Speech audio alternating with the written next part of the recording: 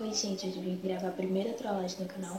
Eu tô falando baixo assim porque eu vou trollar meu pai e ele tá bem no quarto. E vocês vão ver o que eu vou fazer. Então já deixa seu like. E se você não for inscrito, se inscreve aqui embaixo. Então vamos ao vídeo. Agora eu vou tirar aqui o rótulo. É rótulo, né? Ai, Gadu, me ajuda a tirar. Tira com a faca, meu filho. Agora eu vou abrir aqui e vou fazer um corte.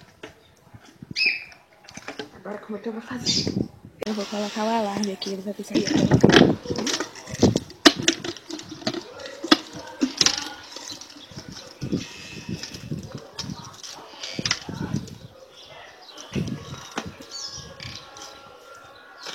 Cadê a tampa? Não dá tampa. Onde foi que ele fez? Churu. Aonde foi?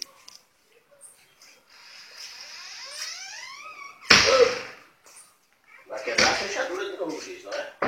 Ou aberta ou fechada, tá ligado?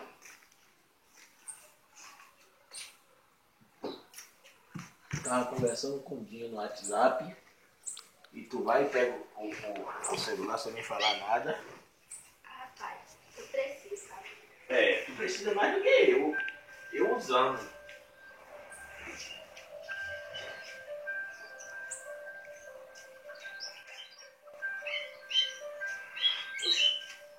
Por que tá aqui dentro? Como que tu conseguiu botar? E aqui tá tocando, mano. Atende, eu acho.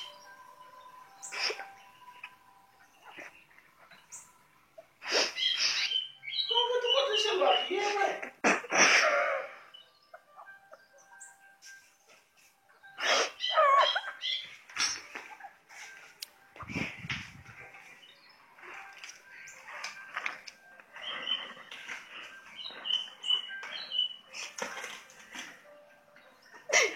Que merda, velho.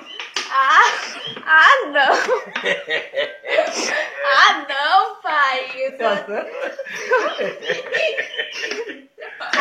Não, aqui tem algum vacilão, né? Que merda. Você sabia? Como é que o senhor sabia? Não podia ser truque, né? Fala sério. Dá um oi pro meu canal. Oi. Não conseguiu me pegar não, hein? Que merda. Que vergonha. Droga, meu pai acertou, velho. Meu pai nem ficou desesperado. Que droga. Deixa que eu gostei aí. Se inscreva no canal. Tchau. Oi, gente. A minha não quer não, depois? Quer jabu? Quer? Mas não quer agora não, mano. Daqui a pouco.